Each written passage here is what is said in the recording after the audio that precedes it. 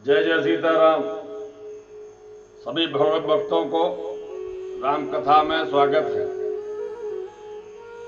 भगवत भक्तों, गुरु पूर्णिमा आ रही है और गुरु पूर्णिमा आ रही है, हमें अपने गुरुदेव की याद भी आ रही है। गुरुदेव श्री राजेश्वरानंद जी शांत, सरल, सुहृदय वाले, और श्री हमारे मन में तो श्री गोस्वामी तुलसीदास जी के बाद ऐसे गुरुदेव, मैं इनको प्रथम गुरुदेव मानता हूं जिन्होंने ऋषि रामचरितमानस की इतनी सुंदर व्याख्या की है, सुंदर अवलोकन हम लोगों को कराया है। ऐसी सुंदर वाणी, संगीत और व्याख्या कोई दूसरा नहीं कर सका। ऐसे हमारे गुरुदेव के चरणों में मैं सत सत प्रणाम करता हूं।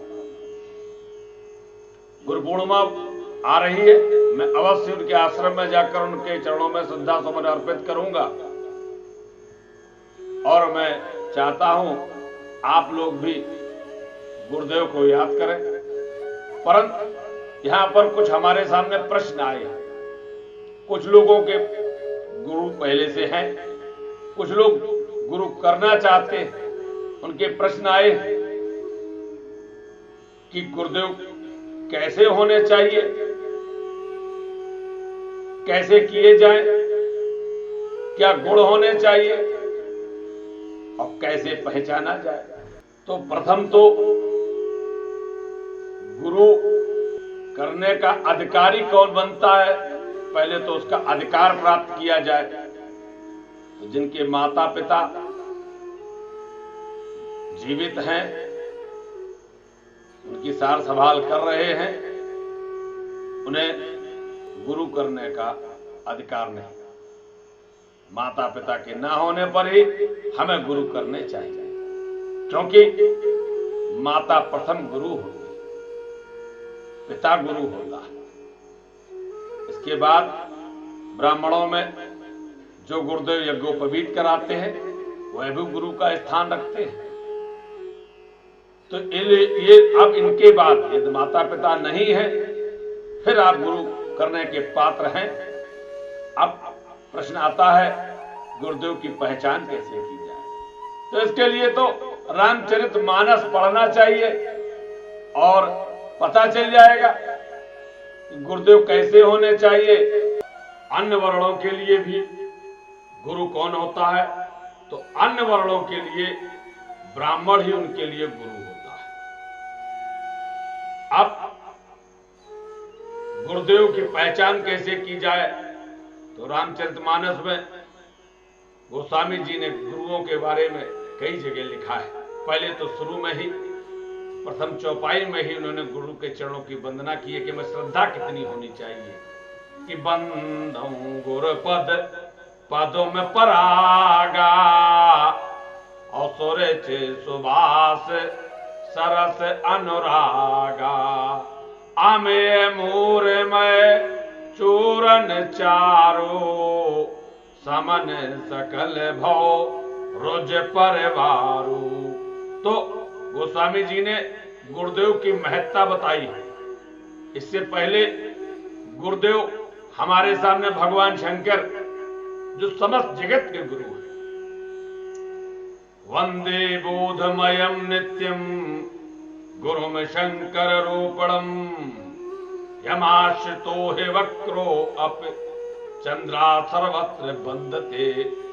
गुरुदेव भगवान शंकर सबसे बड़े गुरु हैं।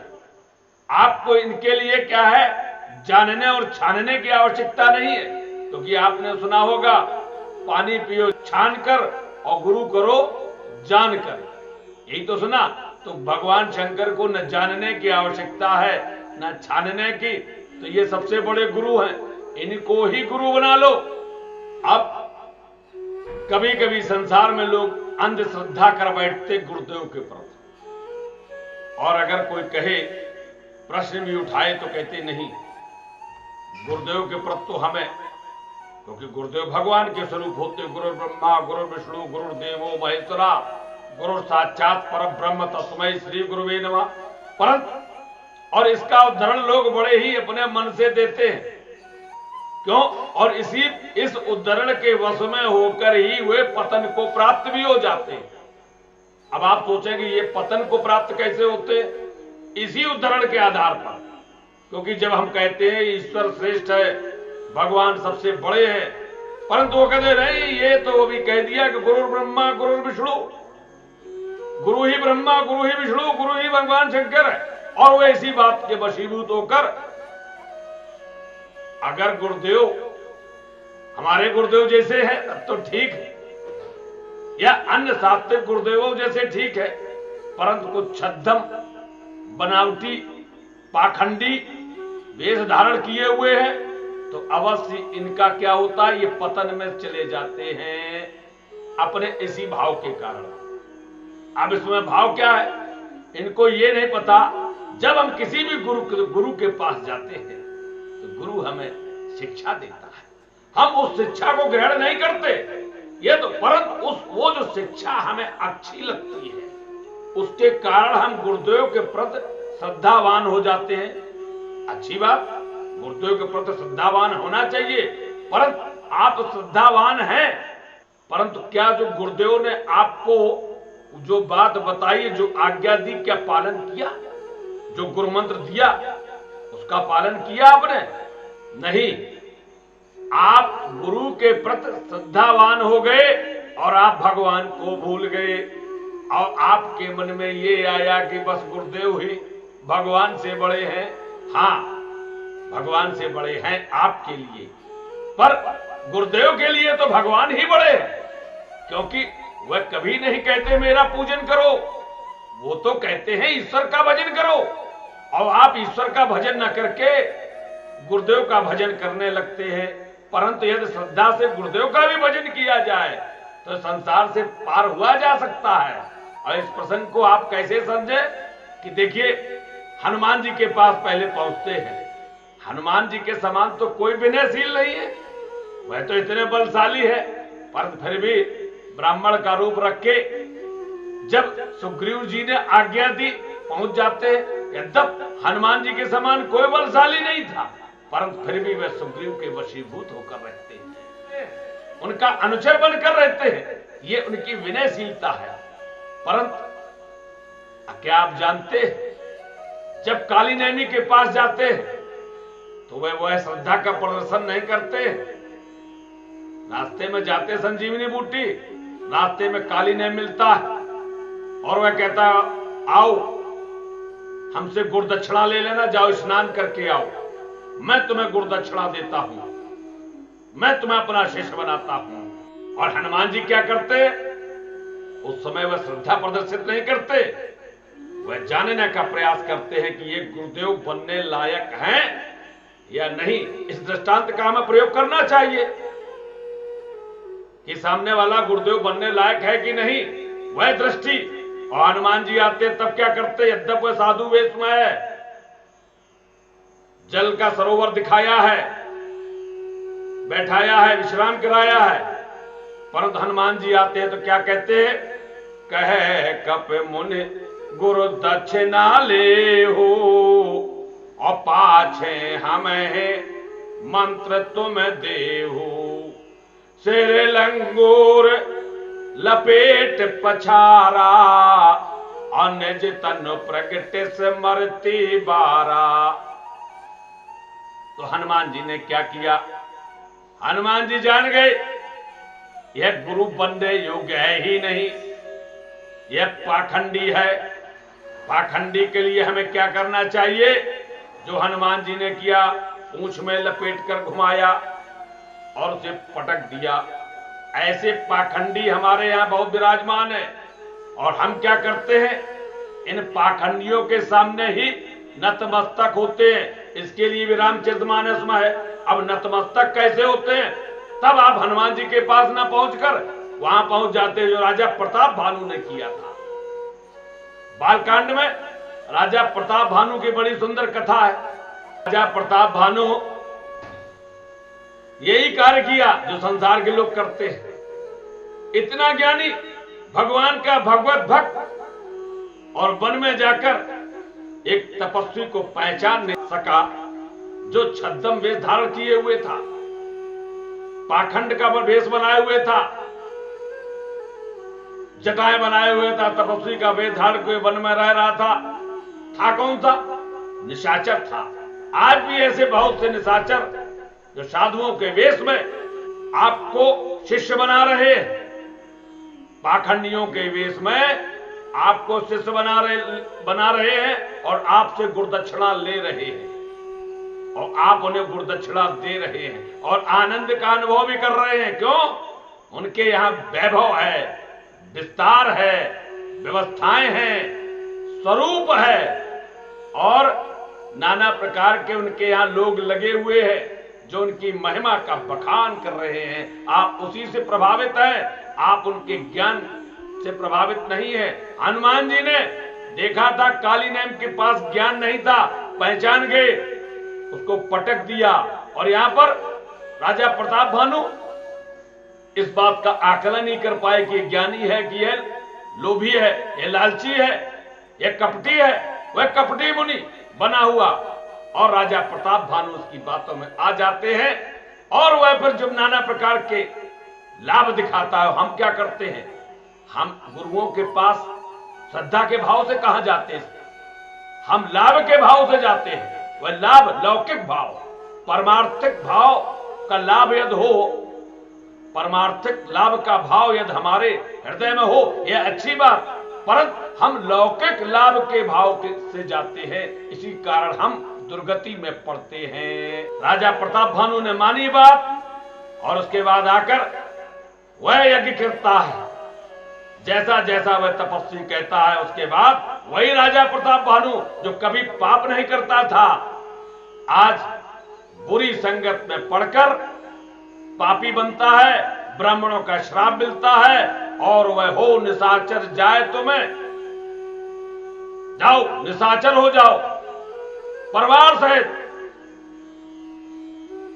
ब्राह्मणों का श्राप मिलता है और परिवार सहित वह निशाचर बन जाता है। यह भी एक दृष्टांत था। एक और गुरुदेव का बड़ा सुंदर दृष्टांत था। हम पहुंचते अब उत्तरकांड में। देखिए गुरुदेव के प्रति श्रद्धा कैसी होनी चाहिए, उनके स्वरूप के प्रति नहीं, उनकी व्यवस्थाओं के प्रति नहीं, उनके द्वारा जो उनके अनुचरों और उनके साथियों द्वारा जो उनकी महिमा का बखान किया जा रहा छद्म, उसके प्रति नहीं। गुरुदेव तो हमें किसी भी स्वरूप में मिल सकते हैं, जैसे हनुमान जी ब्राह्मण रूप धर के मिलते हैं और राम जी से प्रार्थना करते, परंतु राम जी भी उनको ब्राह्मण समझकर ही उनसे प्रार्थना करते। और इसी प्रकार जब उत्तरकांड में काकभूषण जी अपने जन्म की कथा बताते तो कहते हैं मैं एक जन्म में मैं शूद्र बना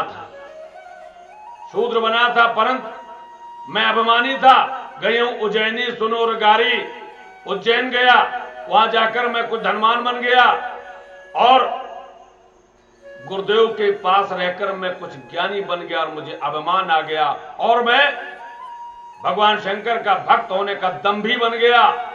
मंदिर में बैठा हुआ मैं भगवान शंकर की आराधना करता विष्णु कर द्रोह, मैं विष्णु से द्रोह करता था और गुरुदेव मुझे समझाते थे, मैं मानता नहीं था, मैं अटी था, मैं दंभी था। यही आचरण तो हम भी करते हैं। यदि सच्चे गुरु मिलते हैं तो हम उनकी बात नहीं मानते और पाखंडी मिलते हैं तो उनको ही सर्वस्व मान लेते हैं, तो भगवान तक को भूल जाते हैं। यही तो हमारा आचरण है। हम अपने आचरण के कारण ही दुर्गति को प्राप्त होते हैं और गुरुओं को हम दोष देते हैं और कहते हैं काकभूषण जी मैं इतना दंभी हो गया कि मैं गुरुदेव का अपमान करने लगा, पर गुरुदेव सरल हृदय के थे, वो हमसे कभी रुष्ट नहीं होते थे। परंतु देव क्या कहते हैं, एक बार हर मंदिर जपत रहे उससे नाम, गुर आयऊ अभिमान ते उठने कीन प्रणाम, और सो दयालु ने कहे कछो और न रोस लवलेस। पर दयालु थे गुरुदेव, गुरुदेव तो दयालु होते ही, वह अपने शिष्यों के अपराध को क्षमा करते रहते, परंतु अत अग गुर अपमानता सहने सके महेश।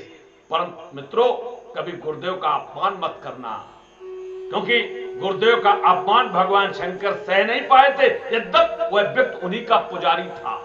वह केवल भगवान शंकर की पूजा करता था, परंतु भगवान शंकर ही जगत गुरु है। हमने बताया ना कि आपको कोई गुरुदेव ना मिले, भगवान शंकर को ही गुरुदेव बनाओ, वह सबसे बड़े गुरुदेव है। क्यों? वह देखते हैं कि आप गुरुओं पर क्या दृष्टि रखते हैं।